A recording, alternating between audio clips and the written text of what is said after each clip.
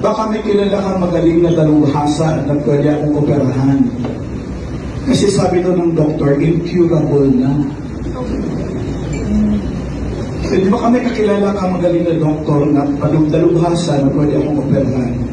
Pa-sponsor naman ako, AK.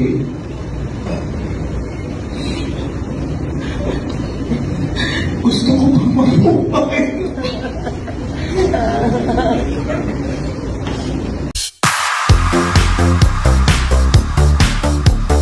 Isang mabigat na pagsubok ang kinakaharap ngayon ng komedyanteng si Ate Gay matapos kumpirmahing siya ay may stage 4 cancer.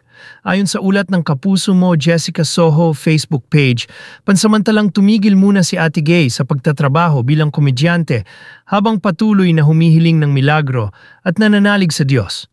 Ibinahagi ni Ate Gay ang kanyang karanasan. Parang beke lang siya noon, hindi pantay ang mukha ko. Dumaan siya sa ultrasound at CT scan. Nakalaunay, nagrekomenda ng biopsy. Sa unang resulta, benign o hindi naman daw delikado ang bukol. Ngunit matapos kumuha ng second opinion, nalaman ang mas mabigat na katotohanan. May show ako sa Canada, medyo lumalaki na siya. At saka nagbibleed ng nagbibleed. Mahirap ngayon ang lagay ko. May cancer ako, stage 4 daw. Emosyonal na pahayag ng komedyante. Ayon sa prognosis, maliit na raw ang tsansang malampasan pa niya ang sakit at hindi na rin posible ang operasyon. Wala raw lunas, masakit sa akin. Halos araw-araw umiiyak ako. Hindi naman ako nagkulang kay Lord, although lagi kong sinasabi na walang himala.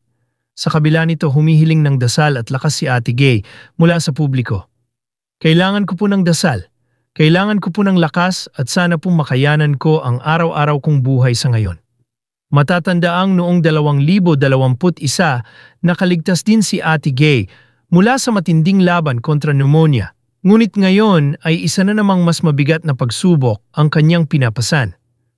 Dasal at pagmamahal ang hinihiling ngayon ni Ate Gay mula sa lahat ng nagmamahal sa kanya. Nagpadala ng mensahe ng suporta at panalangin ang mga kapwa komedyante ni Ate Gay na sina Alan Kay, Bob Hai, Eric Nicolas, at maging ang aktres na si Sugar Mercado matapos ibunyag ang mabigat na laban ng komedyante kontra cancer. Nangyari ito sa isang show sa Clowns Republic Comedy Bar nitong Biyernes, Setyembre 19, kung saan personal na inihayag ni Alan Kay ang kalagayan ni Ate Gay. Sa isang video na ini-upload ni Eric Nicolas sa Facebook, maririnig ang anunsyo ni Alan Kay na may caption na "Kailangan ni Ate Gay ng panalangin." Ayon kay Alan Kay, matagal na niyang alam ang kondisyon ni Ate Gay at matagal na rin niyang planong mag-organisa ng benefit show upang makatulong sa mga gastusin sa gamutan. Aniya, noon pa man, gusto ko nang magpa-benefit show, pero siya lang ang ayaw. Ayaw niyang makaistorbo, ayaw niyang humingi ng tulong. Ganyan si Ate Gay, matatag, matibay, lumalaban kahit mag-isa. Ibinahagi rin ni Alan Kay na mismong si Ate Gay ang nagkumpirma sa kanya tungkol sa kanyang cancer, sa pag-asang matutulungan siya na makahanap ng dalubhasang doktor. Sabi pa raw ni Ate Gay, sabi ng doktor, incurable na daw. Baka may kilala kang mahusay na doktor na pwedeng mag-opera. Pa-sponsor naman ako, gusto ko pang mabuhay. Ayon sa Mayo Clinic, ang mucoepidermoid cancer ay isang uri ng cancer na karaniwang nagsisimula sa mga salivary glands o glandula ng laway. Bobay, sa kanyang Instagram post noong Sabado, ay nagbahagi ng larawan kasama si Ate Gay at nagbigay ng panalangin, "I love you so much, Ate Gay. Gagaling ka po, in Jesus' name. Amen." Jeremiah 30:17, "For I will restore your health and heal your wounds, oracle of the Lord." Si Sugar Mercado naman ay nagbigay din ng mensahe ng lakas at panalangin. "Mahal kita, Ate Gay, kaya ng Panginoon ang lahat. Kami ay magdadasal para sa iyo." Laban lang po kalakip ng kanyang post ang ilang talata mula sa Biblia, gaya ng Isaiah 41.10 at Psalm 41.3 na nagbibigay pag-asa at lakas para sa mga may sakit. Dahil sa pagsisiwalat na ito, dumagsa ang mga panalangin at mensahe ng pagmamahal para kay Ate Gay mula sa mga kaibigan, kapwa artista at mga taga-suporta. Sabi niya hindi ko kinaya ko. Noon pa man, ginusto ko nang magpa-benefit show.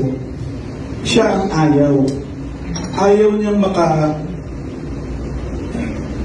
istorbo ng tao. Ayaw niyang nanghihingi sa tao. Ganyan si Ate Gay. Matibay yan. Matatak yan. Nag-iisa sa buhay pero lumalaban. Ito yung sakit niya, palliative tumor. Kung sino ko sa inyo ang nasa medical field, mucoepidermoid cancer versus squamous cell carcinoma. So, inisip ko, ano kaya po sa sakit na ito? Tinanong ko lang tinanong, wala naman ang babagdanan. Hanggang sa, nag-text siya ulit.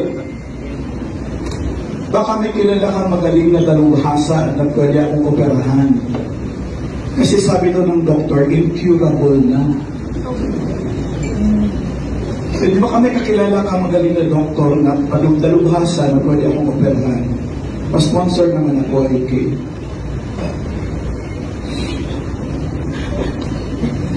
Gusto ko pa mabuhay.